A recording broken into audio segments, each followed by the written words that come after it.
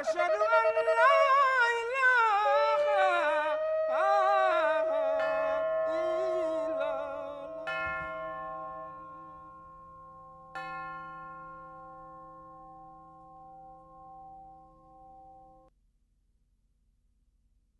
I'm Sunni. I'm a conservative Jew. I've been a Methodist all my life. I am Shiite. My parents were very secular. My grandmother was a priestess, so she did a lot of spells and took me and my sister and did all these wild, like voodoo exercises with us. I grew up black, Catholic, and gay, so forget about it. One of the amazing things about Same Difference was that from the very beginning, it was understood that we were going to bring out all sides of interfaith conversation, all sides of interfaith issues. The experience is one of that perhaps I never had before. I never sat before in such a, such an art form where people come from different traditions and put their issues quite candidly on the table. For me, the part of this piece that was so eye-opening and such an incredible journey was the interview process of getting to know all these people across our city. I love that Judaism cherishes the mitzvot, the here and now, the doing of good deeds, the sense of kindness, righteousness, decency, just for the sake of that. The older I become, the more I am in love with the Methodist hymn tradition.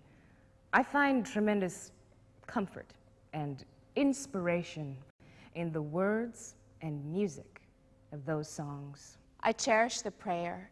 As difficult as it is, it's something that you look forward to. We pray 5 times a day. It's something that you really can't let go of, and when you do miss it, you miss it.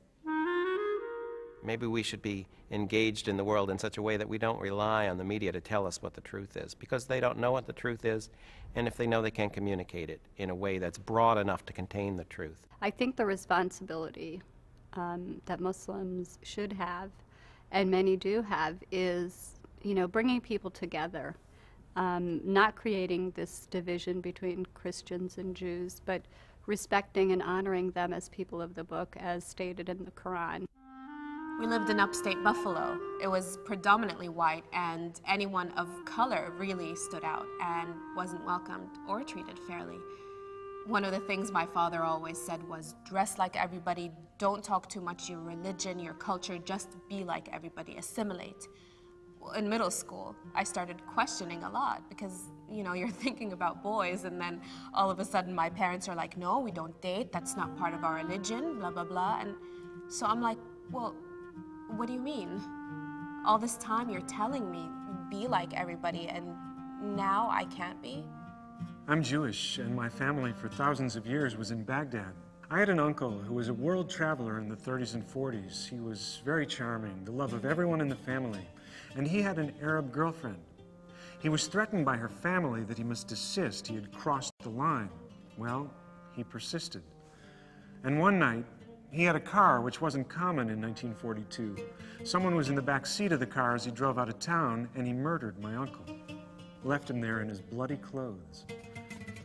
The firstborn sons of the 3 surviving brothers, including myself, were named after him. And in many ways, I identify with his passion.